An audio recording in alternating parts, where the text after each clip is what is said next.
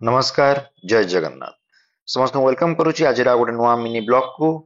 काली blog आप देख पारे आमर फार्म को सब छेली आसीगले सब माई छेली बोदा सब आसी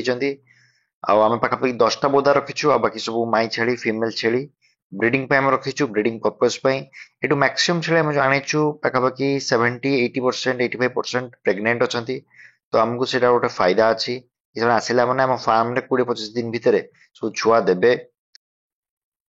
आपण मैंने देखिपे आम दीटा रूम सेपरेट रूम करी क्वारंटाइन रखीचु आम मेन गोट सेट छेली मान नहीं नुए जाए एठू आम कौन करूँ जार देह ठीक जो ठीक भाव में व्यवहार करुँच ठीक से एक्टिव रही मेन सेट को शिफ्ट करूँ बाकी ट्रिटमेंट चलो आम वैक्सीनेशन सब डोज कंप्लीट करूँ आप देखिए आंब गछ किसी रखुना एत छेली मान संभाल कष्ट आम एका सब छाड़ीदेचु जेहेतु आसिले इना जस्ट किसी समय आगु तो समस्त छाड़देलु से चराचुरी करके निजे से फ्रेश एक्टिव हो सब छेली भितर पशेदेलु पशि सारा देखिलु कि आम आंब गछ किसी रखी ना से छेली मैंने आंब गछ को पूरा थुंटा कर सारे देखिए कौन हूँ से गछ को केमी फिर बचेगा कौन करवा आम भाविलु आग किसी साइड जो अलिया आवर्जना अच्छे सफा कर जीवु जिते सब एक्सट्रा सुखी जाइए घास फास से सब सफा कर जीवु ताकि ये पूरा क्लीन एनवायरमेंट परिष्कार लगे सफा सुतरा लगे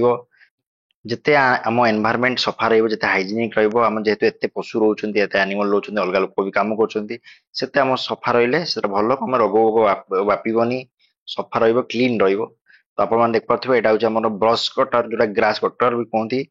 तो ये ग्रास कटर ही आम यहाँ पूरा क्लीन करुँ पेट्रोल इंजिन टा पेट्रोल चले तो यहाँ भल सफा हुए भी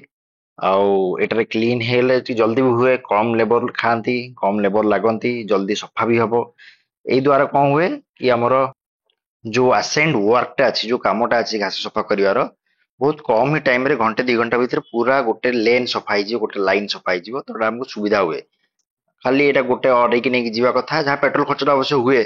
बट कामटा जल्दी हुए कम लेबर हुए अलग लोक आम अलग जगह एनगेज करूँ सुविधा हुए गोटे आड़ू देख पारे कौ फास्ट कौ स्पीड रे काम होची